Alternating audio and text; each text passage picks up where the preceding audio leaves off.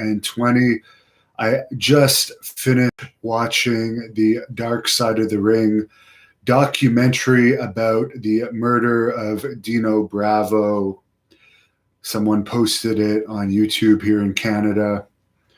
And I was interested in this episode in particular because I've done my own questioning to various people involved about this situation. I do have a compilation video about it that I will pin to the top of the comments when I'm done doing this update.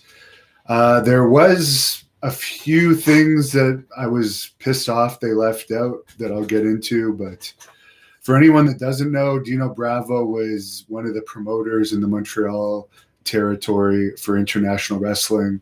I'm doing a Skype interview with Jacques Rougeau tomorrow. He was in this documentary, so we're going to get into a lot more detail tomorrow. Bravo was WWE Tag Team Champions with Dominic DeNucci in 1978. If you don't know who DeNucci is, I have an interview with him on the Hannibal TV.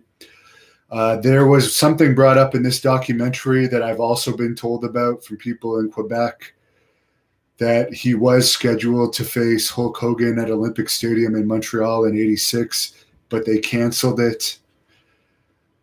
He did return to WWE that same year, where he was managed by Johnny V at first and then Frenchy Martin before Jimmy Hart. Frenchy Martin was a friend of mine. He actually managed me a few times. I was really saddened by Frenchy Martin's death when he passed away a few years ago.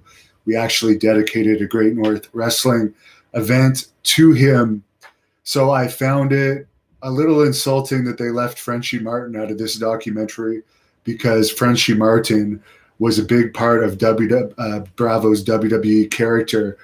They did mention that when Jimmy Hart started managing him, his career took off. But the truth is, he was actually getting more wins when he was with Frenchy Martin and even Johnny V, because when he went with Jimmy Hart is when he was doing the jobs to guys like the Ultimate Warrior, Hulk Hogan, Tugboat. So yeah, he had bigger matches under Jimmy Hart, but he was only basically doing jobs for the big matches.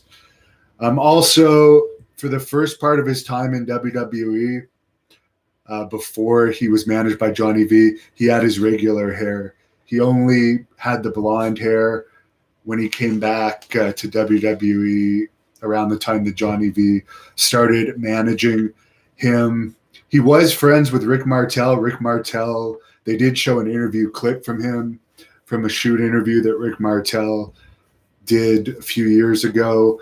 I have tried to get a shoot interview with Rick Martel myself, because he only lives 4 hours from me.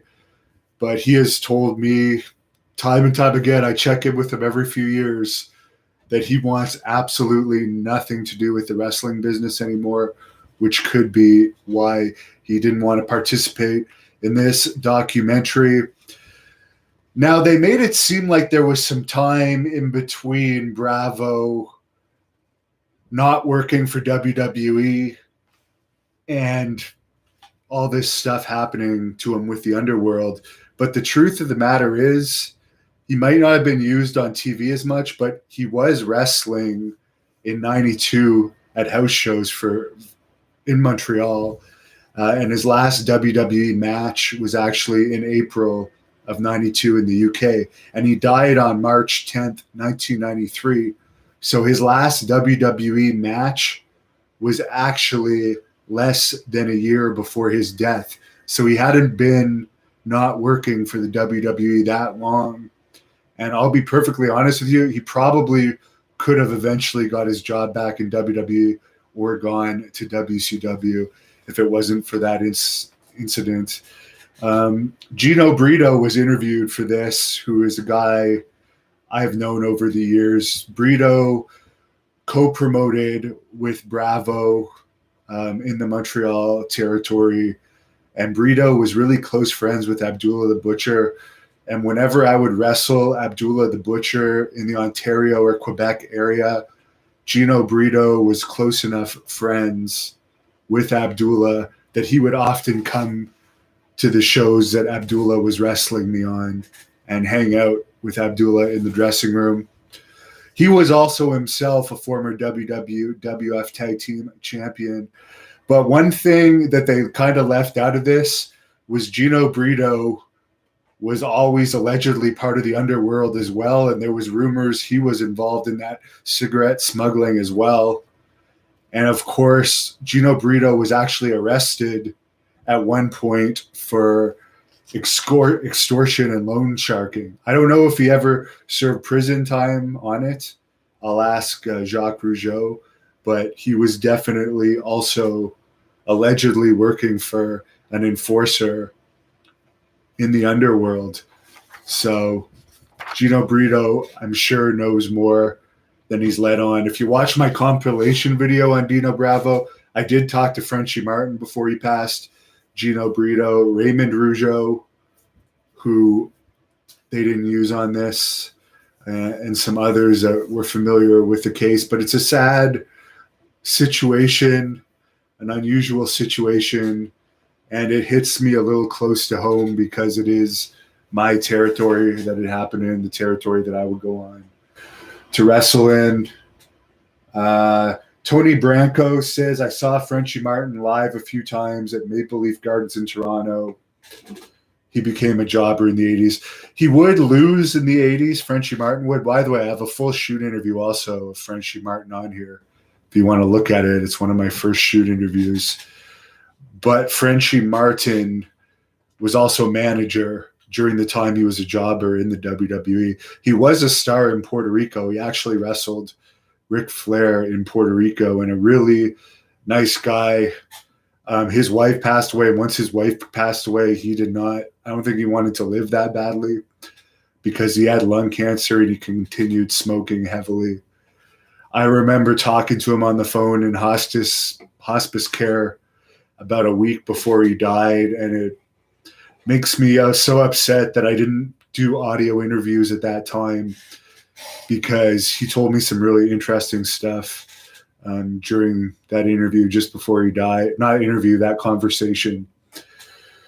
But he was really affected by Dino. I asked him about it on the record and off, and I could tell it really upset him, and he didn't like talking about that situation just because it made him emotional. Jason Decker says he believes Jacques Rougeau was in Memphis for a while. That's when I was a kid in the early 80s. I think he was too. I'll bring that up. Someone says he was always surprised Dino Bravo didn't go to WCW. Kevin Sanchez says Dino also worked for several months in Puerto Rico before his death. Sean Jackson, oui, je parle français. Big Beef 35, did Bravo wrestle in the AWA? I don't believe he did. AJRX, Bravo was on the undercard of Saturday night's main event. It was the Ultimate Warrior versus Dino Bravo for the Yellow Intercontinental title. Dino was managed by Jimmy Hart, and yes, as I said, he was managed by Jimmy Hart for those big matches where he lost, but like the fondest time I remember Bravo was when he was getting the push with Frenchy Martin and doing the USA is not okay thing, and Jesse Ventura spotting him for that bench press challenge. Maharajar says Raw viewership drops to 1.8 million viewers. They will be under 1 million viewers by the end of the year. I don't doubt it that they might, because they dropped 4% from last week, and last week was an all-time low, and the TV products suck right now. They can use the coronavirus all they want as viewership excuses, but the fact of the matter is my viewership personally has gone up. Tony Branco just tipped me $10. Thank you. Thank you very much. I appreciate your tips and your viewership. The Real Stony says, I miss 80s wrestling. I really do too, and I miss the Montreal territory came to my area. I talked about Hull, Quebec, where WWE went to in the 90s when Bret Hart was champion, when they were drawing really low. Well, the Montreal territory used to go there almost every Wednesday night, and they would get like huge crowds on a weekly basis. So it sucks that those days are long gone and will probably never come back. Ralph Vaquero says he's hanging out in Nevada right now. Well, on that note, as I said, I'm going to talk to Jacques Rougeau tomorrow. I'll try and get some more insight on this tomorrow. And for guys like Tony Branco that tip me, you know, I reinvest all the patreon.com/the Hannibal TV money. Any tips I get, I'm trying to get as many interviews as possible, so I reinvest it into the channel. So thanks a lot. I really appreciate it. Sean Michael's Lazy Eye says, why does Bret Hart not wrestle for WWE or not come back to WWE when they come to Canada? He has. They definitely have brought him back from time to time. Maybe he doesn't draw what they have to pay him. That could be a good reason because he's not actually wrestling anymore. And there's only so many times you can see a Bret Hart appearance. It gets boring after a while. He hasn't been on WWE TV as a wrestler since 1997, other than his Mania match against Vince McMahon. Corey Davis, this is the last question. Do I think Hardcore Holly could have been a big draw if he was ever pushed? I don't know. That's a tough question. I personally wasn't a fan of him. So from my own standpoint, no. Chubby Cox says Bret Hart never really drew money as champ. Actually, in looking at the sheet, let's just go. Let's see. I think I still have it in front of me, okay?